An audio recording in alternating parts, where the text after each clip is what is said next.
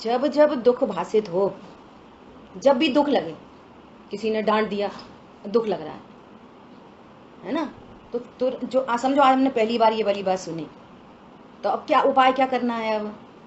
अब उपाय ये करना है कि जो दुख भाषित हुआ ना, तो अनादि के संस्कार से तो सीधे अप्रोच कहाँ होती है? पति बहुत खराब है, जब बोलो तब ऐसे ही बोलते रहते, ऐसे ही बोलते रहते, ऐसे ही बोलते रहते। ये अनादि के संस्कार से आप नवीन मिथ्यात्व का बंद कर रहे हो, और नवीन अज्ञानता का, और नवीन राग द्वेष का अनंतानुबंधी। अब समझो, अब हमने स्वाध्याय सुनी, अब अनादि के संस्कार से अभी भी ऐसे ही लगा, पति ऐसे हैं, ऐसा कर, लेकिन ये ज्ञान बैकग्राउंड में अलर्ट हो रहा है, नहीं, ये मिथ्या मान्यता है। आज ही हमने पढ़ा कि भगवान ये कह रहे हैं कि तुम्हारा दुख अपने स्वरूप को के भ्रम के कारण दुख हुआ है। यदि मैं मेरे स्वरूप को जान लूं, और पति पति में ही रहे, पति अच्छा बोले बुरा बोले, मैं मेरे स्वरूप को जान लूं, तो अभी मैं सुखी हो सकता हूं। तो इस जीव को जो पर को दोषारोपण की वृत्ति, पर के प्रति फिर एनक्रोचमेंट की वृत्ति, दूसरों को सुधारने की वृत्ति, ये ढीली ढीली ढीली पड़ती चली जाती है, और एक सहजता बैकग्राउंड में काम करती है, सहजता। देखो दृष्टांत, अपन डायरेक्ट दृष्टांत दे रहे। समझो परिवार में दो सदस्य हैं, कोई भी दो लगा लो, दो बहन है, दो भाई, एक बहू और एक बेटा, कोई भी ऐसे दो लोग लगा लो, और अपनी अपनी साइड से बात करो। में भी ऐसा हो सकता है कि एक से थोड़ा ज्यादा राग हो, एक से थोड़ा कम राग हो, ऐसा हो सकता है। बेटा से ज्यादा राग हो, बहू से कम राग हो, छोटी बहन से ज्यादा प्रेम हो, बड़ी बहन से कम हो, लड़के से ज्यादा प्रेम हो, लड़की से कम हो सकता है ऐसा, देखने में ही आता है ना। अब समझना, इसने इसके साथ कोई बैड बिहेव किया, इसने मेरे साथ तो कुछ नहीं किया, परंतु इसने इसके साथ कोई बैड बिहेव किया, और अपने को इसके प्रति राग है ना, तो बार बार ये भाव उत्पन्न होगा, बार बार बार बार।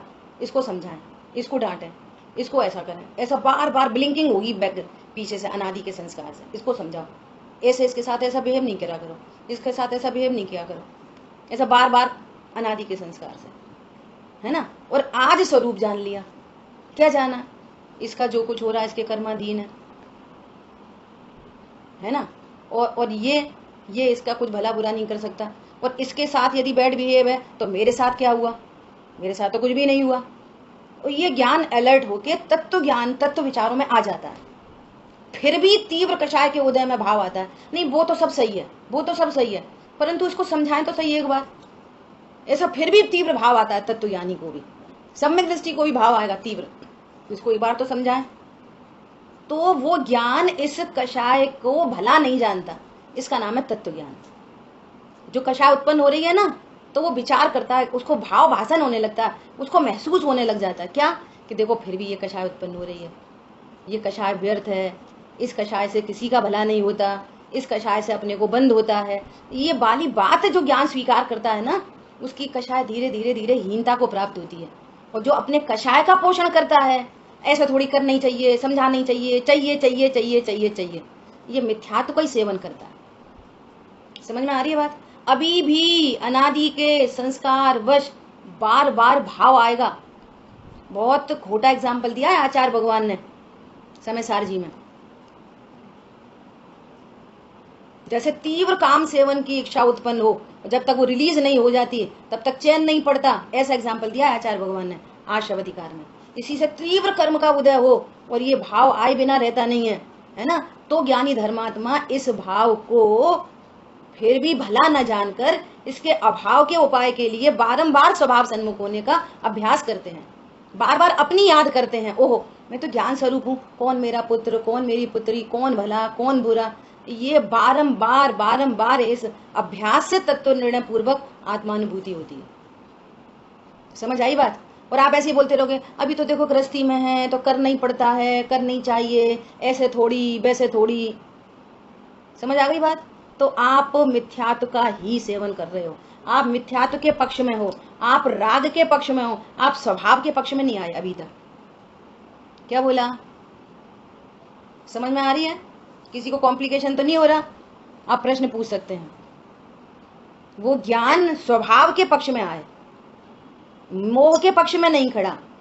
भले कषाय हो रही है, लेकिन कषाय के पक्ष में नहीं है, स्वभाव के पक्ष में उसने अपनी पाला पलट ली, उसकी पाला पलट गई है। समझ में आ रही है बात? पाला पलट गई। बुआ जी ऐसा देखने में भी जैसे फैमिली के साथ रहते हैं तो बहुत सारी बातें होती हैं, तो किसी के भी थ्रू दिल हर्ट होता है, तो अब ऐसा लगता तो है कि हाँ थोड़ी बरतरफ पे सुखी दुखी नहीं कर सकता, तो फिर भी बुरा लगता है। और एक बात भी समझ में आती है कि नहीं है मतलब हमारा क्या है, हम कौन सुखी दुखी कर सकता है, पर फिर भी थोड़ा मन में ऐसा भाव आता ही है। तो ये जो भाव अभी आ रहा है ना, ये बारंबार स्वभाव का लक्ष्य करने पर ये धीरे धीरे धीरे धीरे रिलीज होता है। पहले बहुत, अभी आप देखो, पहले एकदम से भड़क जाते थे, है ना, और अब ये विचार आने लगा, अरे कौन मेरे को सुखी दुखी कर रहा है। आप भगवान के उपदेश अनुसार आप सोचने लग गए, आपकी थॉट प्रोसेस बदल रही है, आप पिछली नॉलेज को डिलीट कर रहे हो, वर्तमान की नॉलेज से आप अपडेट हो रहे हो, तो वो कषायहीन होते होते टूट जाएगी। और जिसको कोई अभी भी वो दो द्रव्यों की भिन्नता नहीं स्वीकार कर रहा, अभी भी होते हुए परिणाम को स्वीकार नहीं कर रहा, तुमने बिगाड़ा, तुमने सुधारा, वो ऐसा करना चाहिए, उनको ऐसा करना चाहिए, ऐसा नहीं करा, हमने कही थी, तुमने कही थी, तो उसको कुछ लाभ नहीं होगा, क्योंकि वो आगम के अनुकूल उसका ज्ञान डेवलप नहीं हो रहा। समझ आई बात? ये डेवलपमेंट होता है, शने शने डेवलपमेंट। ये आपको खुद महसूस करोगे, इस बात को एकदम महसूस करने लग जाओगे। हाँ जी बोलिए। ये एक शब्द आता है भूमिकावश, मतलब अज्ञान था, जैसे हम संसारी हैं और हैं तो, और ये हम गृहस्थ हैं, ये हमारी भूमिका है। तो ऐसी भूमिका में ये इस तरह के परिणाम होते ही हैं। और जब हम स्वाध्याय करने लगे, समझने लगे मैं आत्मा हूँ और मुझसे मतलब कुछ मतलब इससे मेरा कुछ भला बुरा नहीं होता है और मेरे इसके कारण ये नहीं है जैसा विज्ञान होता है, तो इस भूमिका में फिर अंतर आने लगता है। नहीं सुनो यहाँ पे थोड़ा करेक्शन, फिर ये भूमिका हमें अपनी भूमिका नहीं लगती, हमें तो वो ध्रुव मुख्य हो जाता है। हाँ बिल्कुल, ये बहुत बढ़िया है ना। अब जो अनादिकाल से भूमिका, जो अनादिकाल से पर्याय रूप देखने की जो दृष्टि थी ना, वो बार बार जाएगी उधर, लेकिन हमारे ध्रुव मुख्य हो गया, तो भूमिका अपनी भूमिका ही नहीं लगती। ये पॉइंट है पकड़ने का। ये मेरी भूमिका नहीं, पति पत्नी मेरी भूमिका नहीं, ये जो राग भाव फिर भी हो रहा है ये मेरी भूमिका नहीं। मेरी भूमिका तो सदा ज्ञायक हूँ, ज्ञायक बना रहता हूँ। और पता है ये अगले जो ये जो नेक्स्ट आ रहा है ना, तत्वा श्रद्धानम सम्यक दर्शनम, इतना गजब का सूत्र है, आप आंखें खुल जाएंगी। इतना गजब का सूत्र है, इसमें जो राम जी भाई ने ये पूरा एग्जाम्पल क्रिएट करके मोक्ष महाप्रकाशक जी के दृष्टांत देते हुए बहुत ही गजब की चर्चा है। सब जिसने भी अगर थोड़े से भी उपयोग से ये अगले सूत्र की टीका पढ़ी सुनी समझी, तो गारंटी है, इस बात की गारंटी ले सकते हैं कि उसकी थॉट प्रोसेस बदल ही जानी चाहिए। एक बड़ा डिफरेंस, ह्यूज डिफरेंस आने वाला है ये दूसरे सूत्र की टीका में। मुझे इतना एक्साइटमेंट है इस टीका को स्वाध्याय करने का, सबके बीच में लग रहा है कि ये जल्दी खत्म हो जाए, इतनी एक्साइटमेंट है यहाँ पे इसको पढ़ाने के लिए। इतने गजब के भाव भरे हैं इसमें, तबीयत खुश हो जाएगी इसको पढ़ के। और जो भूल है ना अपनी भूल अनादि की, वो भूल समझ में आ जाएगी, भूल मिट जाएगी, ये इस बात की गारंटी है, गारंटी बात है ये। इसकी टीका इतनी गजब की लिखी है टीका, ठीक है। देखो एक दृष्टांत और दे रहे हैं, एक दृष्टांत और। अभी उज्जैन गए थे, मैंने पहले भी शायद शेयर किया था। अभी उज्जैन गए तो बिमल दादा झांझरिया जी के स्वाध्याय में बैठे, तो स्वाध्याय में तत्व की मुख्य चर्चा चल रही थी, बंद अधिकार चल रहा था। तो ऐसा होता है ना कि जब तत्व की चर्चा चलते चलते कुछ चरणानियों के उपदेश भी आ ही जाते हैं।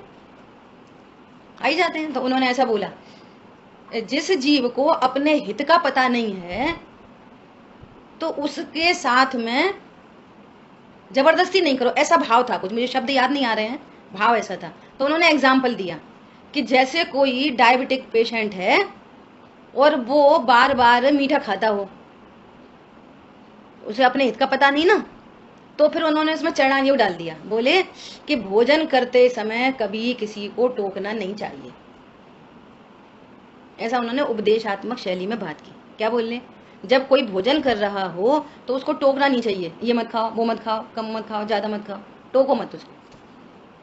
तो अपन ने स्वाध्याय खत्म होने के बाद फिर दादा मंदिर के प्रांगण में खड़े हुए, तो फिर वहीं पे समता झांझरी दीदी वगैरह थी, तो उनसे फिर बात करी कि दीदी भाव तो आता है, बार बार ऐसा भाव आता है कि अरे इनका आयत है, उनको तो उस संबंधी आ सकती है, मीठा नमकीन चिकना, तो अपने को भाव आता है कि ये इनके लिए आयतकारी है, तो ये बार बार भाव आता है, तो क्या करना चाहिए।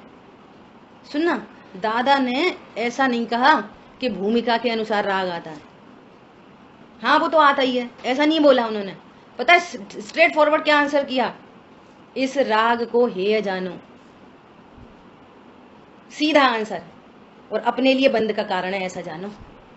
अब तुम्हारे उस राग में ढिलास आएगी, तुमने भूमिका के अनुसार बात करी ना, अब भूमिका के अनुसार तो अब कहते ही हैं करना ही पड़ता है, ऐसा तो वैसे तो, अब ये राग ही ढीला होने वाला नहीं है।